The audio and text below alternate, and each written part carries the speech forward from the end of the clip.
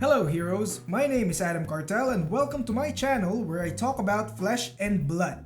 If you're new to this channel and you found this video somewhere or maybe someone told you about it, welcome, I'm so glad that you're here. Anyway, if you haven't subscribed yet, why not click like and subscribe so that you can continue to be updated with this channel's future endeavors. In this video, we're gonna talk about ProQuest Season 3, which happened in Scry Games Ciannat here in the Philippines. We're gonna talk about the event itself, the event's metagame, and my personal journey in this first ever ProQuest that I attended, especially the progress I had with my own ARKANI deck. If you've been in this channel for a while now, then you're pretty much aware of the first video that I released in this channel, which talks about my personal CC deck, ARKANI the Assassin. It's pretty much my pet deck at this point, and I really love the flavor of the Assassin class. If you want to hear me talk about the Assassin class a bit more, you can click on the video in the description down below. Later in this video, I'll be talking about the improvements that I made for the Assassin deck and how it performed in ProQuest. If you want to skip to that part, feel free to check the timestamps down below the video and click it. Anyway, let's move forward and talk about what ProQuest is about. ProQuest is a tournament where several players can compete for exclusive prizes and even qualify for the Pro Tour. The specific ProQuest that I attended was the one that happened in Scry Games Ciannat in Antipolo, Rizal. It's a really cool store with a really cool environment and atmosphere that evokes what it feels like to be in Wraith. Matter of fact, Scry Games is the flagship store for Flesh and Blood here in the Philippines. They're the very first LGS in the country that offered support for Flesh and Blood and its events. Chuck, the owner of Scry Games, specifically modeled the store to better fit the aesthetic of Flesh and Blood. And as you can see, it's as if you walked into a different realm when you walk into the store. There's a chandelier, there's wood paneling on the walls, bricks, there's a fireplace. It really looks like you're in Wraith. Anyway, to get to Scry Games, what I did was to come from Pasay, go to Taft MRT station, go down Araneta, walk towards Gateway Cubao in order to go to the LRT station there, and then ride it all the way to the end to Antipolo. And when I got down from the LRT, I walked all the way to Ciannat Complex, which took me around 15 minutes or so, and walked towards Scry Games, which was still closed at the time. I think I arrived before 10, but there are other players already in the area. And what's even more surprising is that these players are the ones that came from Baguio. They're the ones who arrived first. And yes, you heard that right. Players from Baguio traveled all the way to Rizal in order to play ProQuest. But if you've been playing Fab for a while and have been joining competitive circuits, this won't be a surprise to you anymore. The first thing on my agenda, however, was to hand over one of the special foils that me and my friends pulled from the Uprising box, which you can watch in the video down below, where I talk about the difference between cold foil and rainbow foils using a cold foil and a rainbow foil Crown of Providence. The buyer of the rainbow foil couldn't make it to Scry Games, but he did send people to pick it up for him and also handed me part of the payment for the card. Me and my friends decided to have some of the payment in cards and some of the payments in cash. It's also the same deal that we had for the buyer of the cold foil. So I was able to hand over both of the foils safely to the respective buyers.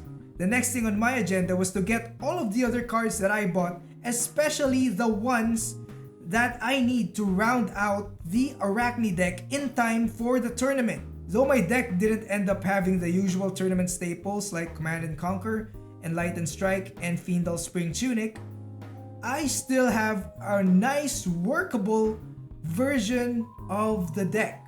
The remaining cards that I needed to round out my deck are 3 copies of Surgical Extraction, 3 copies of Erase Face, and 1 copy of Black Tech Whisperers. So those 3 things are the most expensive parts of my deck.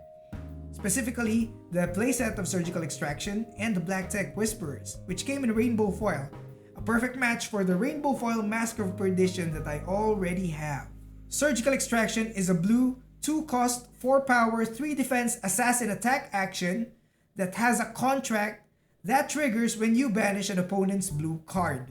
The most important part of this card is its ability, which says, when this hits a hero, banish the top card of their deck, then look at their hand and banish a card. It's very important to check on your opponent's hidden information, specifically their hand.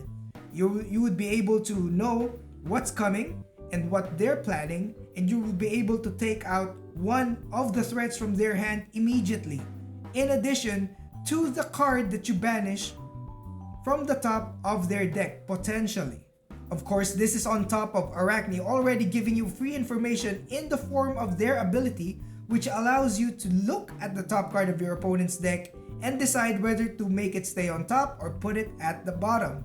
Very powerful card Surgical Extraction is, and I'm never gonna remove it, just like Leave No Witnesses and Eradicate. Matter of fact, they are kind of like a cycle of cards. Leave No Witnesses checks opponent's decks for red cards, Eradicate checks for yellow, and Surgical Extraction checks for blue. The playset of Surgical Extraction replaced 2 copies of Last Ditch Effort and my single copy of Regicide. In my experience, these 3 cards didn't really see much use in all of my games, but I can see their appeal. Maybe they'll find use in the future, but for now, definitely Surgical Extraction is the solid replacement for the 3 of them. The next card that I added to my deck is Black Tech Whisperers. I already explained what this does in my previous Arachni video, but to give you a recap, this piece of leg equipment allows you to use an attack reaction to give one of your assassin attack action cards go again. So potentially, you can fulfill 2 contracts at a time in one combat chain. If you have 2 contracts active on the field, they will all be fulfilled at the same time. So for instance, you banish a yellow attack action card. If you have both Eradicate and Annihilate the Armed on the field, both of them will be fulfilled. Now let's say there's a magical Christmas land moment that happened and you banished 5 yellow attack action cards all at once. They'll all trigger both contracts, which gains you what? 10 silver just for that one instance? It's really strong. And in addition, Black Tech Whisperers also defends for 1 and has Battle Ward. What you could do is you block with Black Tech Whisperers, give it a -1 counter, sacrifice it later for its attack reaction effect, and then on the next turn, if you have 2 silvers sitting on your side of the table, you can buy it back.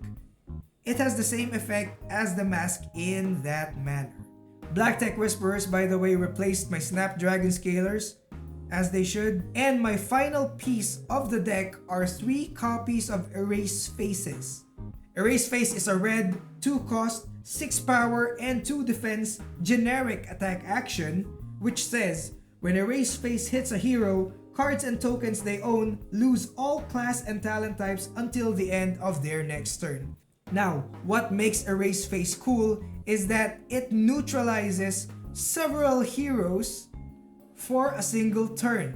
Some heroes rely heavily on their talents or their class when they use certain cards in their toolkit. For example, Dash's boost mechanic relies heavily on banishing Mechanologist cards. OLDHIM, Islander, Lexi checks for ice, etc., etc. And in a mirror match, Arachni also checks for assassin attack actions.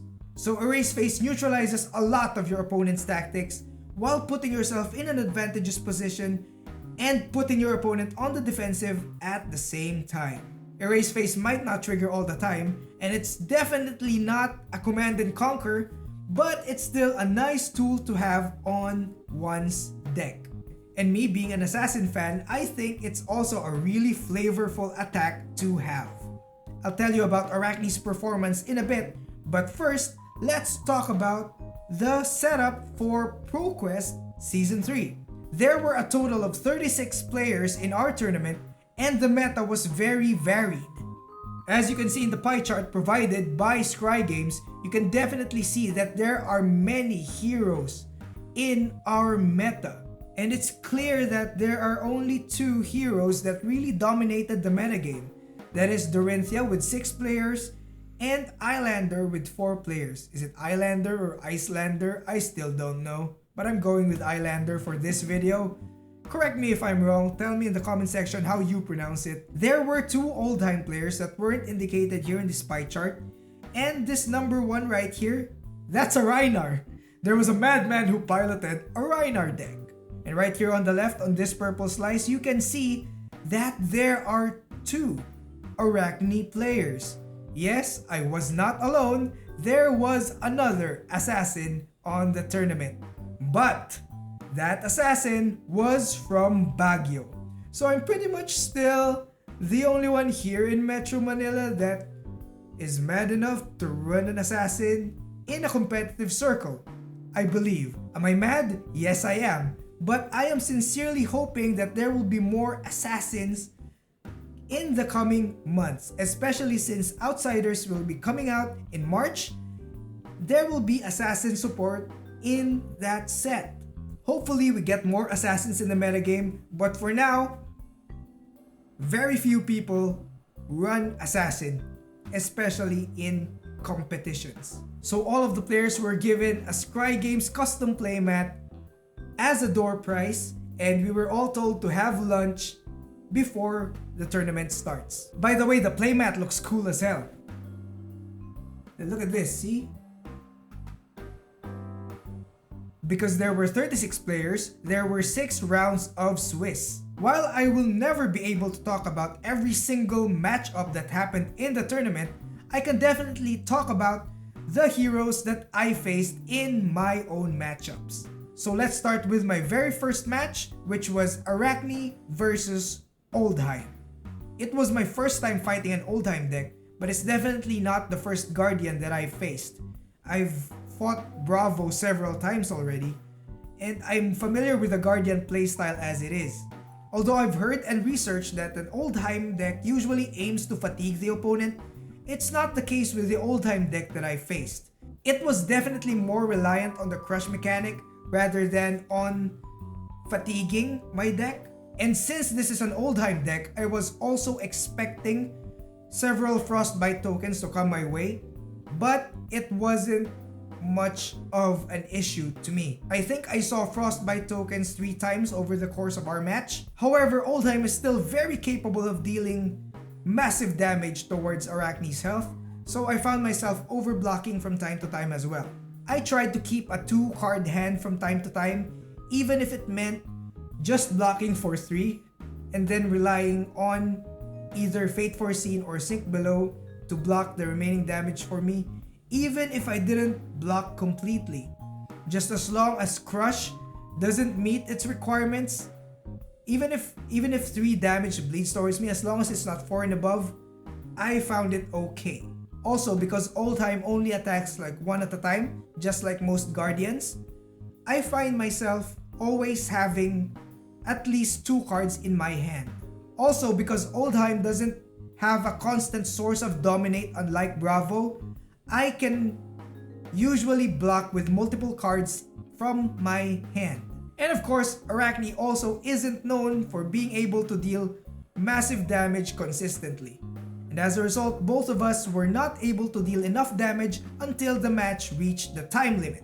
It was a draw. Although, given an additional minute or 2, I would have lost, because I was already at single digits by then, and my opponent is still at 2. And because OLDHIM is able to deal massive damage every time, I probably would have not have enough defenses. So kudos to my opponent, Adrian de la Razabal. Your OLDHIM was awesome. It was an honor fighting you in the battlefield. Up next, we got ARKANI versus Dash. I gotta admit I was intimidated at first because Dash is known to be able to attack multiple times in a single combat chain.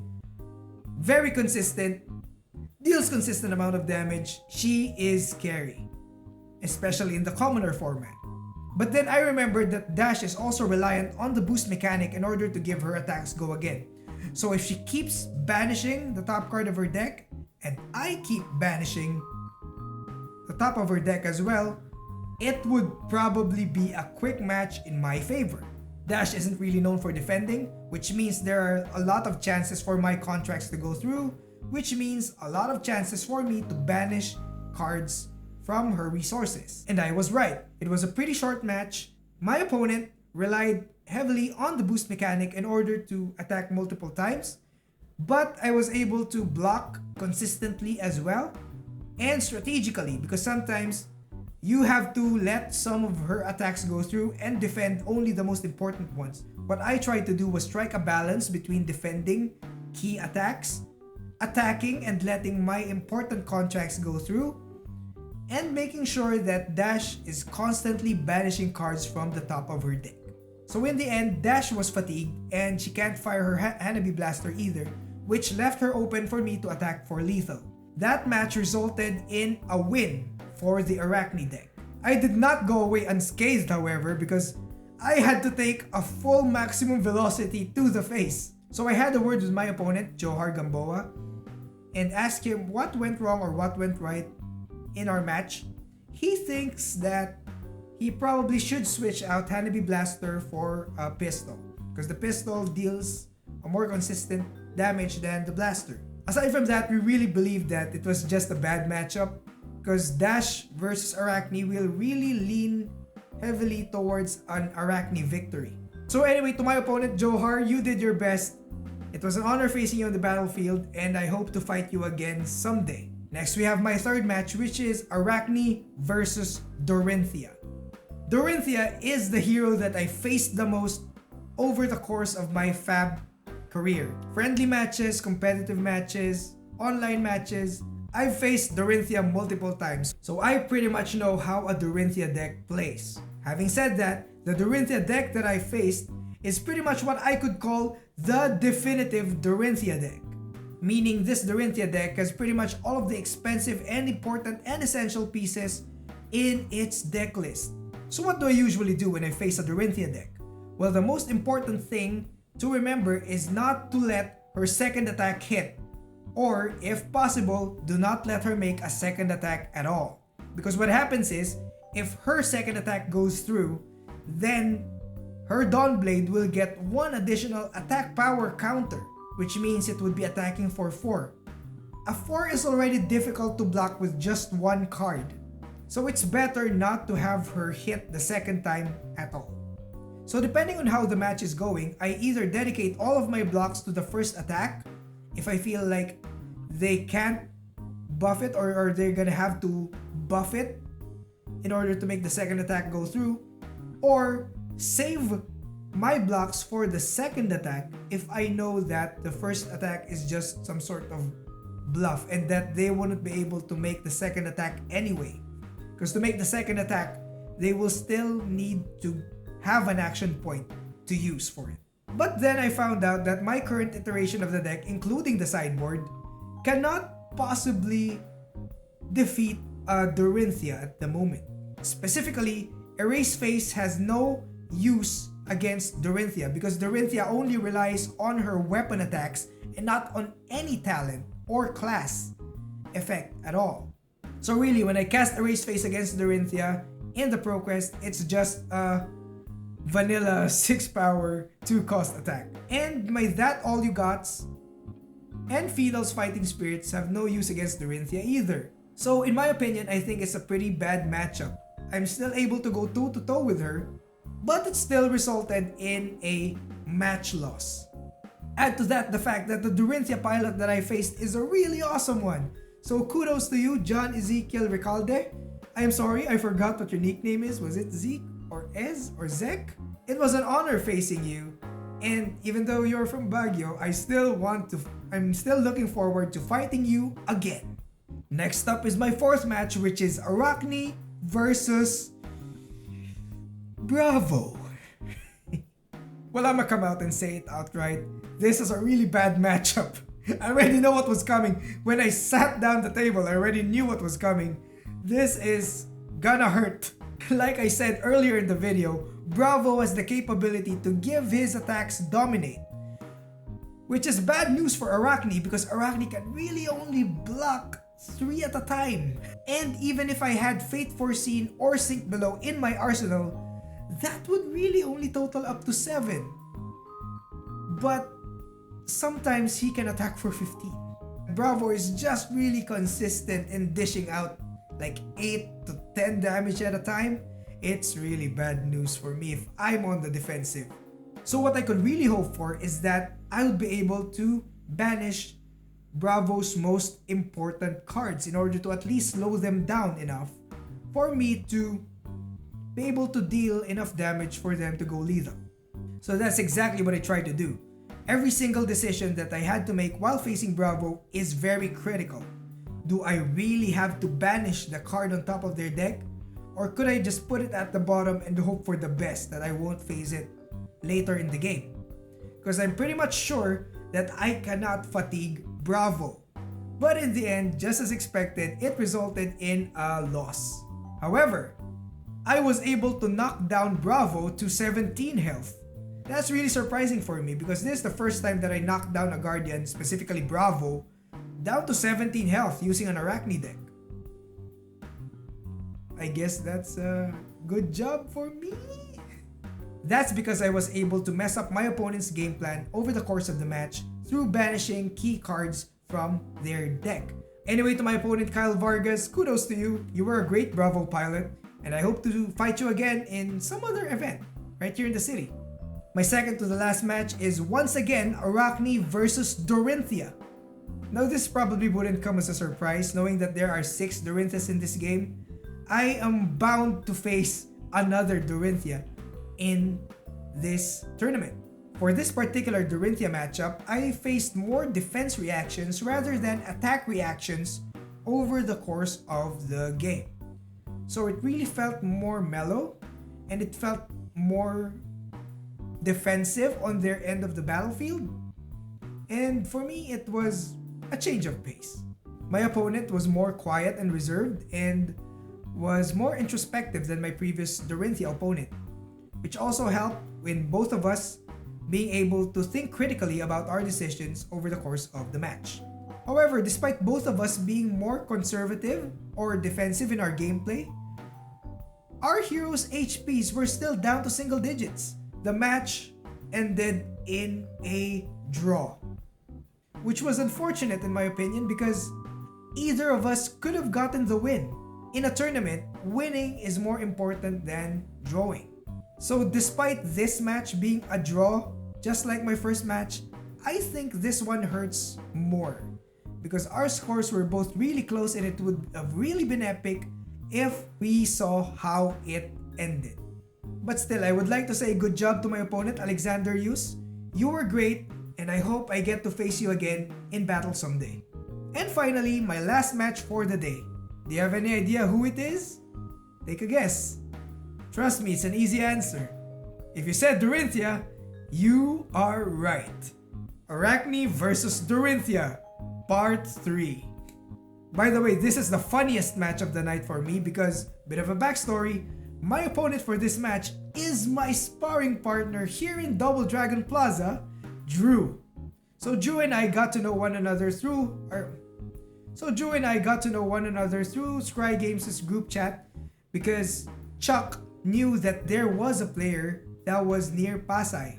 So Chuck tagged Drew and I got to talking, and then we both realized that we work in the same building. And he's just one floor above me. So after realizing that fact, we just decided to try to play games during lunch breaks. And as it turns out, he was also fighting in ProQuest. So we did a practice match before the day of the ProQuest. Spoiler alert, that match ended in a loss for me. And he was using a DORINTHEA. So I was very prepared to fight a DORINTHEA during the ProQuest. What I was not prepared for was to fight him again, and on the last match at that too. So we pretty much already know how our decks work already. I know how his DORINTHEA deck works, he knows how my Arachni deck works, but he didn't know the last minute adjustments that I made during the day of the ProQuest. I also didn't know whether he upgraded his or not. So what happened in our match? It's really funny. I really thought that he's gonna go all aggro on me just like usual. But Just like my previous Dorinthea match, I found him using Steel Blade Shunt a lot. And he was really defensive on the first few turns. And in the back of my head, I was like, what's happening here? This isn't the usual Drew gameplay. But still, I had enough faith on his deck that he would be able to whittle me down to lethal. And at the same time, I'm also really confident in what I'm gonna banish from his deck because we've faced each other once before. But we're already at the 20-minute mark of the match and we're still more than half of our health. So the game looked like we were waiting for one another to make an attack and then the other side defends and the net damage was 0 or just 1. It was a slow match. Can you guess how it ended? That's right, it ended in a draw. His Dorinthea was at 22. My Arachni was at 20. And we went to time. That's how slow the match was. I don't even know who's gonna win if there was no timer. We were pretty much at an even board state at the end of our match. So I do not have enough information to know if he can win or I can win. But still, I know that Drew did his best and I did my best. And I know that he's a great Dorinthea pilot as well. So kudos to you, Drew. Maybe we'll have a rematch someday during lunch break again, maybe next week or the week after that. I'm pretty sure that we're gonna face one another again. So in the end, my final record was 1 win, 2 losses, and 3 draws. And that's coming from an assassin deck, guys. Despite not having a positive record, it's still a great experience and a great opportunity for me in bringing the assassin into a competitive circuit and seeing how far it could go. Couple notes about my deck. I think that having a Fiendal Spring Tunic is gonna be an important upgrade to the deck moving forward. I personally just brought an Iron Rot plate for the tournament because that's all I can afford for now. Having an additional 1 resource every 3 turns on average is a really vital thing to have as the match goes on. It could lead into some nice situations where, for example, I could hit my opponent with both Surgical Extraction and Eradicate on my hand with a bit of help from Black Tech Whisperers. But let's say I only have another yellow to pay for the pitch. If I had Fiendal Spring Tunic at the ready, I would be able to pay for both of them. 1 resource, 1 life, 1 power, 1 attack. The number 1 is very powerful in Flesh and Blood. So having Fiendal Spring Tunic is gonna be really vital if I were to take this deck into the next ProQuest. Next thing on my mind is whether to replace Erase Face with Command and Conquer or not. Personally, I think I'm fine with Erase Face. Especially with the meta that I'm facing. I usually face Islander or OLDHIM or Dash. So most of the opponents that I face on the regular, aside from Dorinthea of course, has heavy use of their class or their talent. So for now, I will not be replacing Erase Face with Command and Conquer. Because Command and Conquer, not only is it expensive as hell, it also serves a different purpose. Don't get me wrong, Command and Conquer is a really strong card, but I think that Erase Face is in a really good position in my deck right now. I need to close games faster. Arachni is really good at putting matches into draws, but draws aren't really good in tournaments or in other competitive settings. You'd rather have a win. So I would like to have Arachni have a bigger chance of winning than drawing. I still believe that Arachni is a control kind of hero, but I also do believe that it's very important for assassins to get their attacks through. And one way of doing that is to buff those attacks. Well, the only way for me to find out if this deck's new adjustments are gonna work is to use it in the upcoming Armory event this coming Wednesday, the 18th. So I'm gonna use this new version of the Arachni deck tomorrow and see if having buffs will lead to quicker, more decisive wins. Now going back to ProQuest, I ended up being top 31 out of the possible 36 in our tournament. But yes, despite losing and not making it to the top 24, I still enjoyed ProQuest, and I count this as a victory as an Arachni or assassin player in Flesh and Blood. The opportunity to bring the assassin class to a competitive setting is something that I feel is a very important journey for fans of the class. In the eyes of a competitive player, in the eyes of the competitive player, the assassin kit and the assassin support is not enough right now to win games, but they're still an enjoyable class to play as nonetheless. Congratulations to the top 8 players of ProQuest Season 3 in Scry Games Ciannat. Top 8 Hans Alviar with a DORINTHEA. Top 7 Troy Fiel with an Islander. Top 6 Dave Aquino with a Kano. Top 5 Chuck Edward Cruz with a Briar. Top 4 Wilson Wong with a Dromai.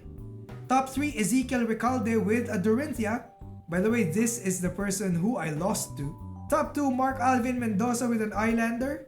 And top 1 Janbert De La Cruz with a Viserai. So it's really awesome to see a Runeblade winning the ProQuest in the meta. But I was low-key hoping for Briar to already become Living Legend because I really want to see that Living Legend format. And Legend Story Studios went on to say that having 4 Living Legends is already enough for a Living Legend format to start. So yes, ProQuest Season 3 Scry Games Ciannat, it was a success. It was really awesome. It was really amazing to see all of these players from all walks of life in several provinces and cities coming together to compete for a qualification to the Pro Tour of Flesh and Blood. If you also want to check out Scry Games Ciannat, here is a link to their Facebook page, which I also will be including in the video's description. And also please support your local game stores, especially the ones that hold Flesh and Blood. We need to get more players in our community to play it, and we also need to spread the word that, hey, Flesh and Blood is a really cool game. Let's try it. Let's expand our community. Let's join more players. They're missing out on a really awesome community of amazing people coming together to play one common game. So what do you think about ProQuest Season 3? Were you there? Did you miss out on it? What do you think of the metagame? What hero would you bring to ProQuest in your area? Or what did you bring to ProQuest in your area? Leave your comments in the comment section down below, and don't forget to like and subscribe so you can stay updated with my future endeavors in this channel. I am committing to releasing at least one video every week. That's it for now. My name is Adam Cartel. So long, heroes. See you in the next battle.